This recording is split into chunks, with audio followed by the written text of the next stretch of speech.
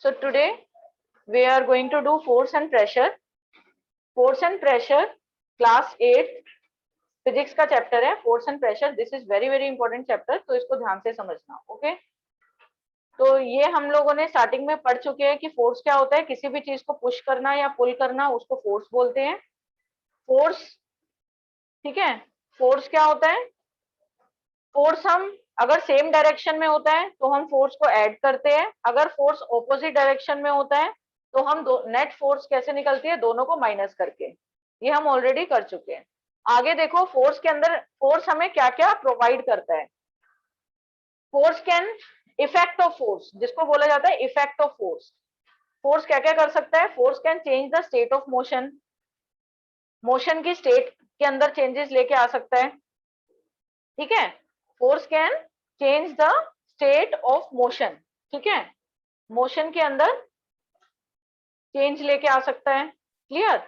जैसे अगर कोई रेस्ट पे है तो उसको मोशन में लेके आ सकता है. कोई अगर मोशन में है ऑब्जेक्ट उसको वापस से रेस्ट में लेके आ सकता है. क्लियर. ध्यान से समझना. After the class I will ask each and everyone. Next change क्या आता है फोर्स से? यहाँ if you can see here, यहाँ पे फोर्स लगाया तो इसकी स्पीड के अंदर चेंज आ गया. फोर्स लगाया इसने, इसकी स्पीड बढ़ गई. नेक्स्ट क्या कर सकते हैं? फोर्स से हम डायरेक्शन को चेंज कर सकते हैं. ठीक है. फोर्स से हम किसी चीज के अंदर शेप के अंदर चेंजेस ला सकते हैं. If you can see here, यहाँ पे शेप के अंदर चेंजेस लेके आए हैं. ठीक है. तो फोर्स से हम शेप के अंदर भी चेंजेस लेके आ सकते हैं. क्लियर.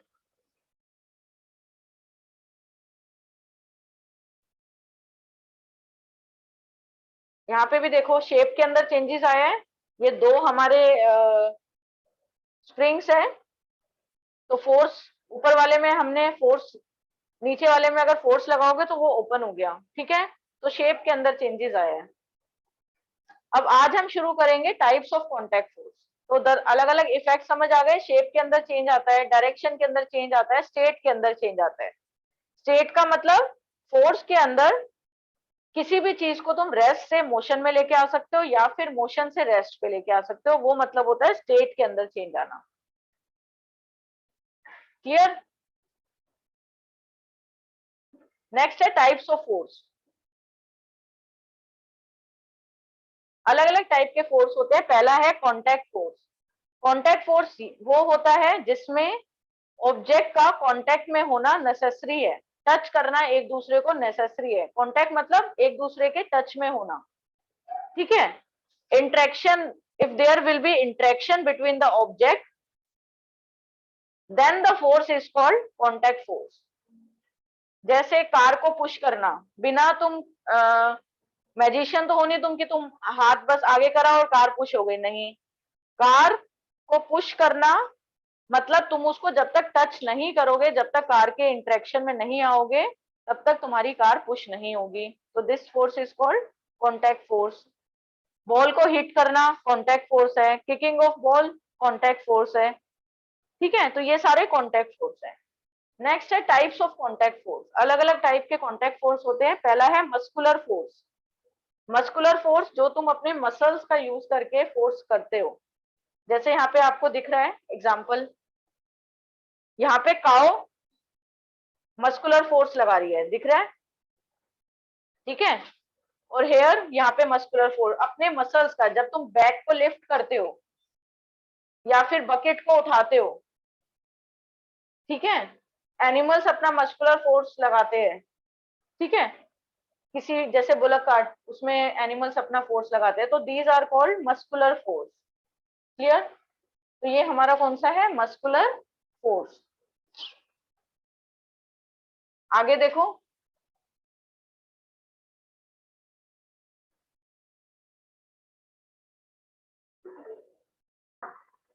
Types of force.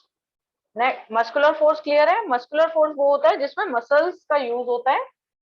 ठीक है. जैसे यहाँ पे if you can see here, animals अपना मस्कुलर फोर्स लगा रहे हैं इसको पिक करने के लिए. ठीक है. यहाँ पे मस्कुलर फोर्स लग रहा है. तो these are all muscular force. Next is frictional force. Next is frictional force. Okay, frictional force कौन सा होता है?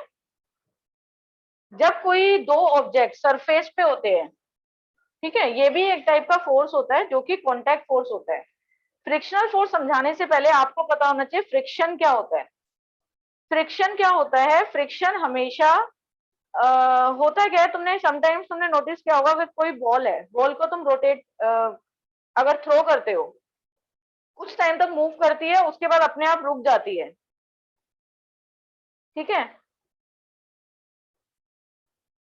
तो वो क्यों रुकती है? ड्यू टू फ्रिक्शन, फ्रिक्शन की वजह से ही रुकती है। क्योंकि होता क्या है, जिस डायरेक्शन में फोर्स लग रहा है, जैसे तुमने इस डायरेक्शन में फोर्स लगाया, हमेशा इसके ऑपोजिट डायरेक्शन में एक फोर्स लगता है जिसको बोलते हैं फ्रिक्शनल फोर्स। तुमने एक फोर्स लगाया, एक टेबल को तुमने राइट साइड मूव करने की कोशिश करी, तो वो तो हो गया तुम्हारा जो तुमने फोर्स अप्लाई किया है, लेकिन उस टेबल का, वो टेबल आसानी से मूव नहीं होती। मतलब तुम अगर एक फिंगर का यूज करो तो you can't move that table with the help of just one little finger, you can't. Clear? क्यों? क्योंकि वो टेबल का एक फ्रिक्शनल फोर्स है जो कि उसको फोर्स कर रहा है, जो कि उसको मजबूर कर रहा है कि वो उसी पोजीशन पे रहे, कहीं पे मूव ना करे। तो वो एक टेबल भी फोर्स लगा रही है, ये एक टेबल है तो ये एक टेबल भी फोर्स लगा रही है। कहाँ पे? अर्थ पे, जहां पे वो टेबल टच हो रही है, अर्थ पे। तो वो फोर्स फ्रिक्शनल फोर्स है। और तुम्हें कम से कम, अगर तुम्हें उस टेबल को मूव करना है तो तुम्हें उसके फ्रिक्शनल फोर्स से ज्यादा फोर्स लगाना होगा, उस फ्रिक्शनल फोर्स को हराना पड़ेगा। मतलब अगर मान लो ये टेबल इस फ्लोर पे 3 न्यूटन का फोर्स लगा रही है, तो एटलीस्ट तुम्हें 3 न्यूटन से ज्यादा फोर्स लगाना होगा इस टेबल को हिलाने के लिए। अब एक छोटा 2 साल का बच्चा इस टेबल को नहीं मूव कर पाएगा, लेकिन 20 साल का कोई भी बंदा है वो आराम से मूव कर लेगा। क्यों? क्योंकि उस बच्चे के अंदर वो फोर्स तो लगाता है, लेकिन वो 3 न्यूटन से ज्यादा फोर्स नहीं लगा पाता। बात समझ आई नहीं आई? तो हमें कम से कम फ्रिक्शनल फोर्स से ज्यादा फोर्स लगाना होगा उस चीज को मूव करने के लिए। इसीलिए इसीलिए ये और डिटेल में आप फ्रिक्शन चैप्टर में, फ्रिक्शन भी हमारा चैप्टर है जो कि नेक्स्ट हम करेंगे, उसमें तुम और अच्छे से इसको डिटेल में पढ़ोगे फ्रिक्शन क्या होता है। तो अभी के लिए इस चैप्टर के लिए इतना इनफ है तुम लोगों के जानने के लिए कि फ्रिक्शनल फोर्स हमेशा ऑपोजिट डायरेक्शन में लगता है, जिस डायरेक्शन में मोशन है या फिर जिस डायरेक्शन में तुमने फोर्स अप्लाई किया है। तो frictional force is always act on all moving object, her moving object पे होता है, लेकिन वो हमेशा ऑपोजिट डायरेक्शन में होता है। इसीलिए ही थोड़ी टाइम मूव करने के बाद वो ऑब्जेक्ट रुक जाता है। जैसे तुमने बॉल को मूव किया, वो रुक जाएगा। कुछ भी चीज तुमने थ्रो करी, कुछ टाइम के बाद वो रुक जाता है, इसीलिए। और ये हमेशा दो ऑब्जेक्ट सरफेस पे होना चाहिए, तभी वो रुकेगा।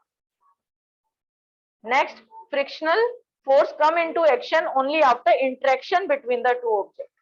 अगर इंटरेक्शन होगा तभी। ये देखो, जैसे यहाँ पे तुम्हें दिख रहा है, तो ये फ्रिक्शनल फोर्स है।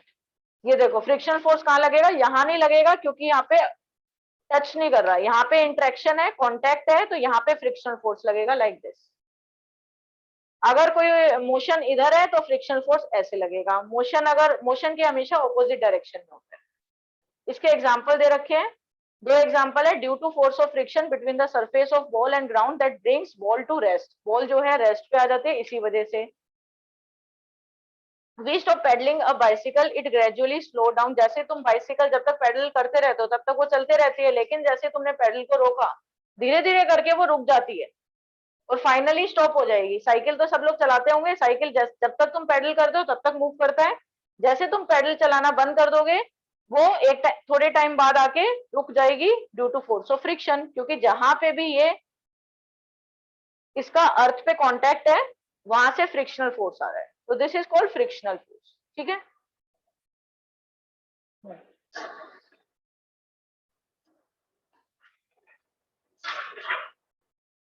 Next is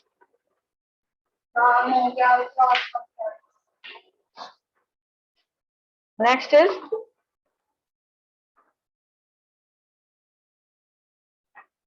non contact force. Non contact force कौन से होते हैं? जो एक दूसरे के कॉन्टैक्ट में नहीं होते, ठीक है।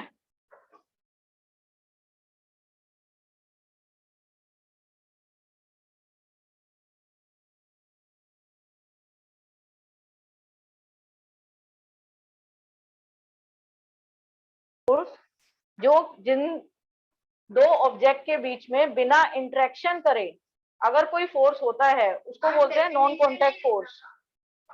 नॉन कॉन्टैक्ट फोर्स वो होता है जब अगर दो ऑब्जेक्ट के बीच में कोई भी इंटरेक्शन ना हो। जैसे एक मैग्नेट है, तुम एक मैग्नेट से आयरन नेल को पुल कर रहे हो और वो आयरन नेल ऑब्वियसली कुछ ना कुछ डिस्टेंस पे है, बिना टच करे, बिना आयरन नेल को टच करे तुम उस मैग्नेट को पुल कर सकते हो। कर सकते हो पुल? यस। तो वो हो गया हमारा नॉन कॉन्टैक्ट फोर्स। और इस टाइप का फोर्स होता है मैग्नेटिक फोर्स। तो पहला एग्जांपल हो गया नॉन कॉन्टैक्ट फोर्स का मैग्नेटिक फोर्स। मैग्नेट की हेल्प से तुम किसी भी आयरन की थिंग्स को अट्रैक्ट कर सकते हो बिना उसको टच करे। और इसकी एक प्रॉपर्टी भी होती है जो तुम लोग आई थिंक 6th स्टैंडर्ड में पढ़ चुके हो। Opposite pole of two magnets attract each other and same pole repel each other. इसका मतलब क्या है? यहाँ दिख रहा है, मान लो ब्लू वाला साउथ है, रेड वाला नॉर्थ है, तो ये हो गया सेम, रेड और रेड, तो सेम पोल्स हैं, तो ये एक दूसरे को रिपेल करेंगे। कर रहे हैं ना रिपेल, एक दूसरे के दूर जा रहे हैं। अगर हमने यहाँ पे सेकंड केस के अंदर नॉर्थ और साउथ को कर दिया, मतलब एक रेड और एक ब्लू को एक दूसरे के पास ले आए, तो ये सेम पोल्स है, तो वो क्या करेंगे? एक दूसरे को अट्रैक्ट करेंगे।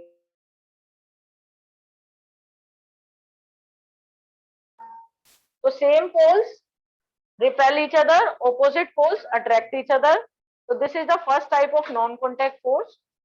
Second is electrostatic force.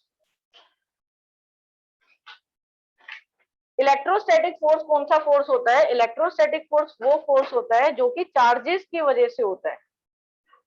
अगर कोई चार्ज बॉडी है, मतलब उस पर तुमने चार्ज लगा दिए, ठीक है, रबिंग करके। तुमने ये भी कभी कभी बचपन में कभी एक्सपेरिमेंट किया होगा, एक स्केल होता है, स्केल को अगर अपने हेयर्स पे रब करते हो तो वो स्केल जो है छोटे, अगर तुम पेपर को वो अट्रैक्ट करने लगता है बिना पेपर को टच करे, ठीक है।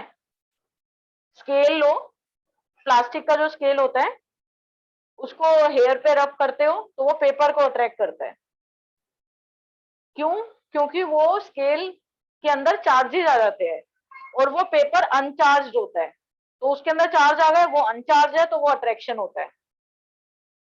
और ऐसे अगर कोई चार्ज है तब फोर्स लगेगा। तो किसी चार्ज बॉडी के अंदर, ठीक है, एक चार्ज बॉडी है, वो फोर्स लगाती है अनचार्ज बॉडी पे या फिर चार्ज बॉडी पे, उस टाइप के फोर्स को कहते हैं इलेक्ट्रोस्टैटिक फोर्स। एक चार्ज बॉडी हमेशा अट्रैक्ट करती है अनचार्ज बॉडी को। अगर दोनों ही बॉडी चार्ज होगी तो वो रिपेल करेगी। तो दोनों चार्ज बॉडी एक दूसरे को रिपेल करती है, एक चार्ज और एक अनचार्ज एक दूसरे को अट्रैक्ट करेगी। बात समझ आ गई? तो इस टाइप के फोर्स को कहते हैं इलेक्ट्रोस्टैटिक फोर्स। ये देखो यहाँ पे याद रख लो, दो टाइप के चार्जेस होते हैं, तुम डिटेल में पढ़ोगे आगे। अभी के लिए इतना जान लेना, दो टाइप के चार्जेस होते हैं, एक पॉजिटिव चार्ज और एक होता है नेगेटिव चार्ज। तो सेम चार्जेस अगर पॉजिटिव है और पॉजिटिव है, दो चार्ज बॉडी है, दोनों पे अगर पॉजिटिव चार्ज है तो वो एक दूसरे को रिपेल करेंगे।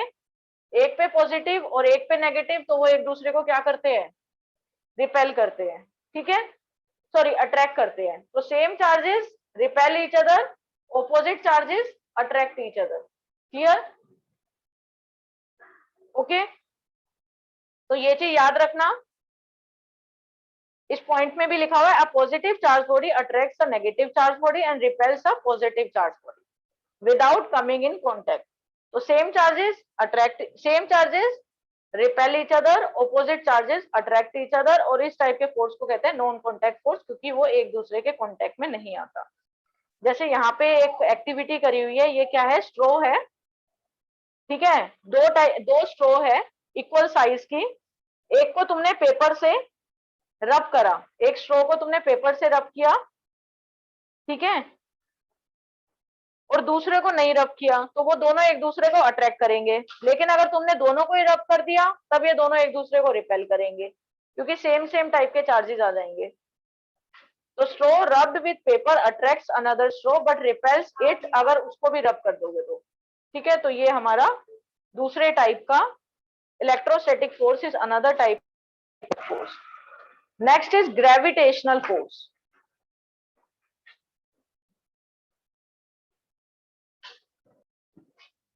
ग्रेविटेशनल फोर्स सबने सुना ही होगा। जो planets earth, moon, sun and other planets एक दूसरे पे जो फोर्स लगाता है उसको बोलते हैं ग्रेविटेशनल फोर्स। अर्थ जो है हर ऑब्जेक्ट को अपनी तरफ अट्रैक्ट करता है। ठीक है, अर्थ और अदर प्लैनेट्स हर ऑब्जेक्ट को अट्रैक्ट करते हैं अपनी तरफ। अर्थ अट्रैक्ट्स ऑल द ऑब्जेक्ट्स, बिना कांटेक्ट के अर्थ हर ऑब्जेक्ट को अपनी तरफ अट्रैक्ट करता है। उसको कहते हैं कौन सा फोर्स? Gravitational force. इसका रीजन भी है, इसका तुमने देखा होगा डेली लाइफ में ही बहुत बार देखा होगा। कोई भी ऑब्जेक्ट तुम हाइट से थ्रो करते हो वो नीचे ही जाता है, ऊपर क्यों नहीं जाता? क्यों नहीं जाता? कोई भी ऑब्जेक्ट अगर तुम ऊपर भी थ्रो करोगे तो ऊपर एक हाइट पे जाने के बाद वो वापस फॉल डाउन होगा ही होगा। क्यों? क्योंकि अर्थ अपनी तरफ अट्रैक्ट करता है हर ऑब्जेक्ट को।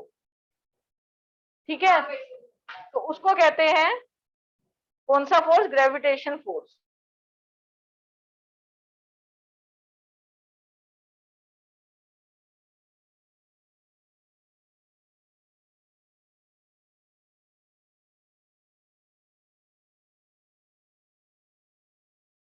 ये कि ग्रेविटेशन फोर्स। क्लियर? तो ग्रेविटेशन फोर्स क्लियर है सबको? Okay.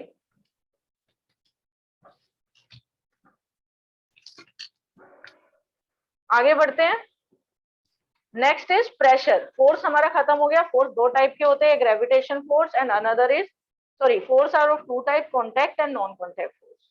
Next topic is pressure. Pressure क्या होता है? किसी भी चीज पे तुम फोर्स लगाते हो, इस टॉपिक को ध्यान से समझना। किसी भी चीज पे अगर तुम फोर्स लगाते हो तो ऑब्वियसली उस पे एक प्रेशर पड़ता है। फॉर एग्जाम्पल, जब तुम एप्पल को कट करने के लिए एक नाइफ का यूज करते हो, मतलब नाइफ से तुमने एप्पल के ऊपर फोर्स लगाया तो वो एप्पल कट हो जाता है उसके ऊपर। क्यों? क्योंकि उसके ऊपर प्रेशर पड़ा। बात समझ आई? एक नेल है, ठीक है, उसको तुम्हें वुडन बोर्ड के अंदर पॉइंट आउट करके तुम उसको हैमर से प्रेस करते हो, हैमर मारते हो उसके ऊपर, तो वो अंदर चला जाता है। क्यों? क्योंकि उसमें प्रेशर पड़ा। लेकिन प्रेशर खाली फोर्स पे डिपेंड नहीं होता। प्रेशर हमेशा फोर्स पे डिपेंड नहीं होता। ठीक है,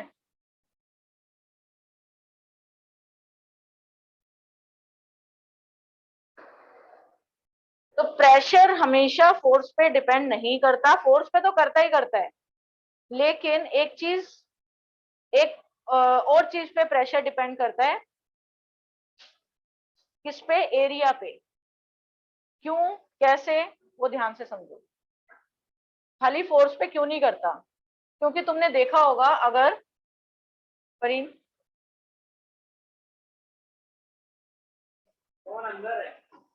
प्रेशर जो है वो हमेशा खाली फोर्स पे डिपेंड नहीं करता, एरिया पे भी करता है।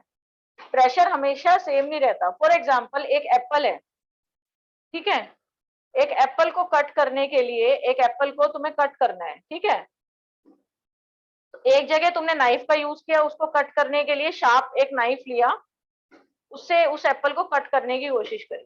ठीक है, नाइफ लिया, उसका जो शार्प एज है, ठीक है, नाइफ का एक शार्प एज है, वहां से तुमने कट किया तो वो कट हो गया।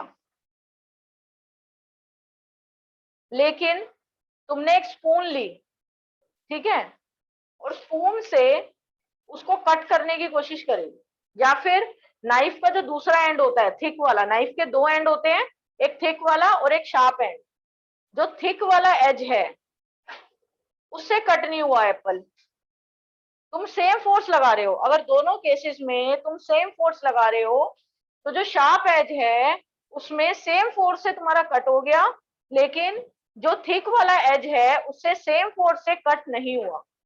तो इसका मतलब प्रेशर जो शार्प एज वाला है नाइफ उसमें प्रेशर ज्यादा है, तो जो शार्प एज वाला नाइफ है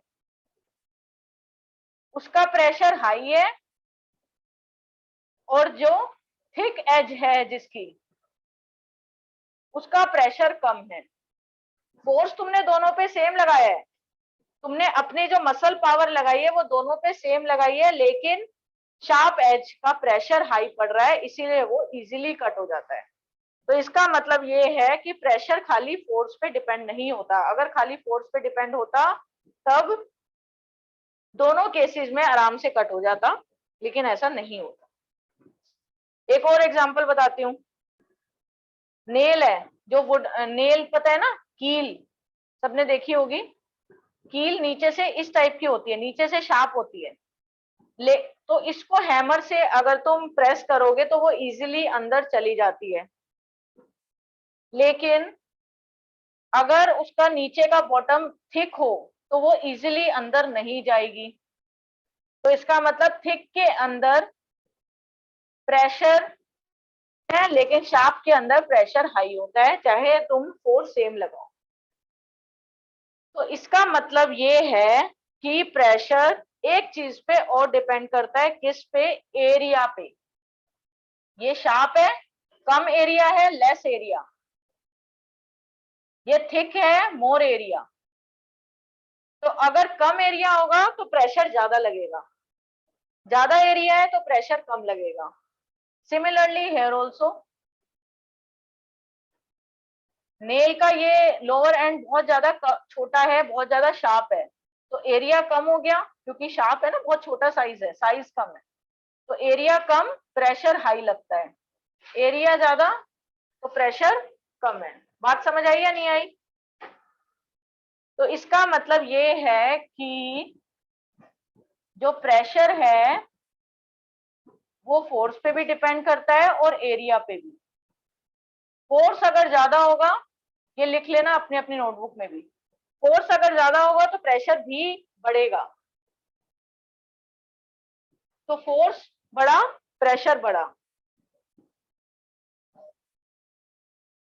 लेकिन अगर एरिया बढ़ेगा तो प्रेशर कम होगा।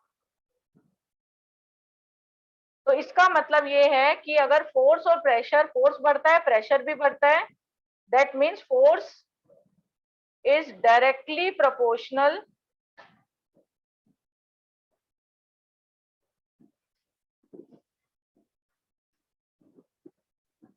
To pressure.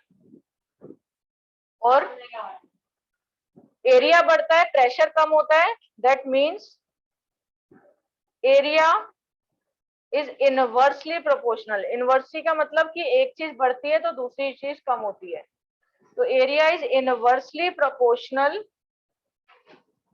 To pressure.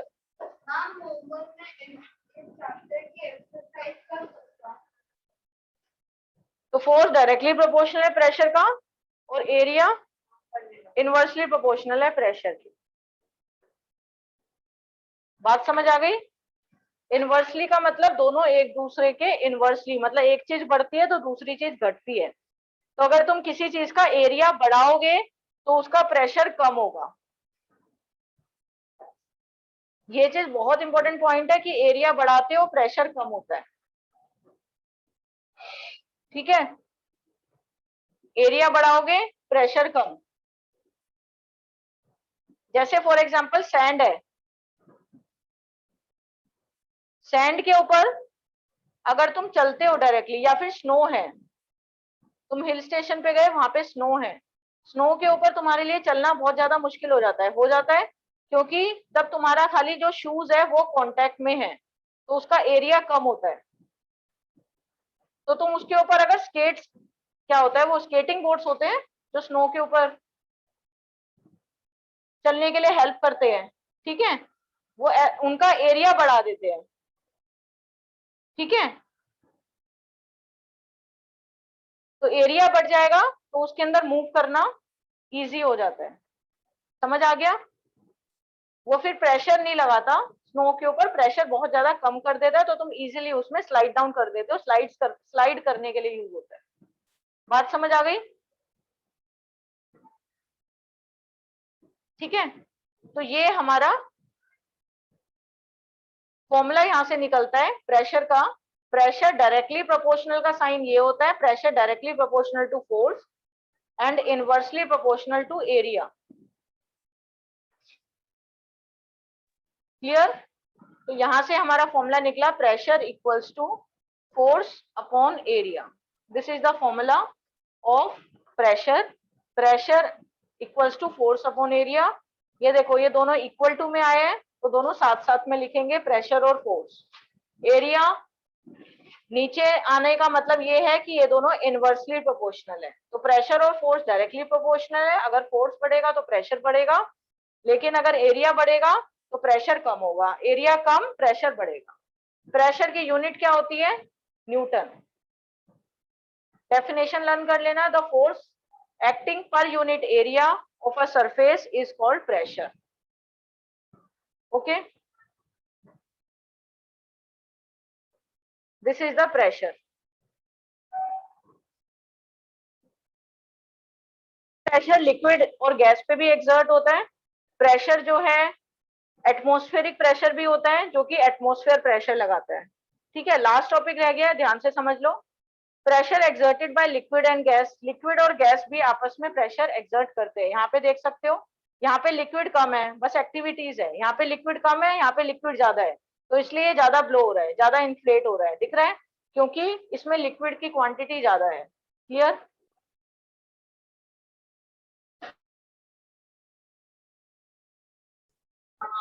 ठीक है, तो ये जो लास्ट के टॉपिक रह गए हम लोग नेक्स्ट क्लास में करेंगे, ठीक है। Okay okay.